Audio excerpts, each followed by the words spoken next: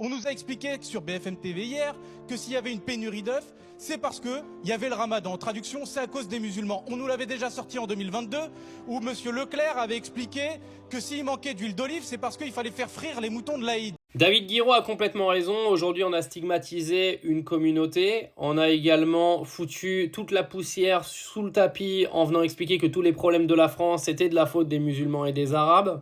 Les musulmans et les arabes aujourd'hui sont utilisés à des fins politiques, également à des fins de manipulation de masse avec des chaînes de médias qui viennent essayer de faire comprendre aux gens à coup de lavage de cerveau permanent tous les jours que les musulmans et les arabes sont la cause principale des problèmes de la France.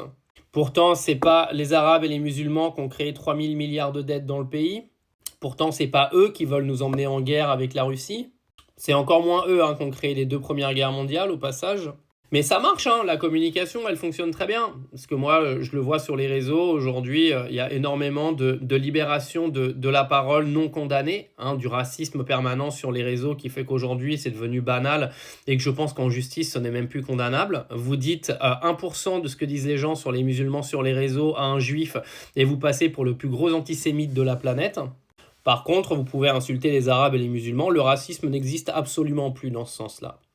C'est un petit peu pareil avec les signes religieux ostentatoires, parce qu'aujourd'hui, vous savez, l'histoire du voile, on n'en parle même pas de signes religieux, on parle du voile. C'est-à-dire que si on parlait de signes religieux, on parlerait de signes religieux dans sa globalité. Mais aujourd'hui, on ne parle pas de ça, on parle du voile. De tout signe religieux musulman qui dérange. Non, il faut clairement arrêter l'hypocrisie. On est dans une société islamophobe. Ça plaît pas à des gens quand on dit ça, mais c'est une réalité. On est dans une société islamophobe.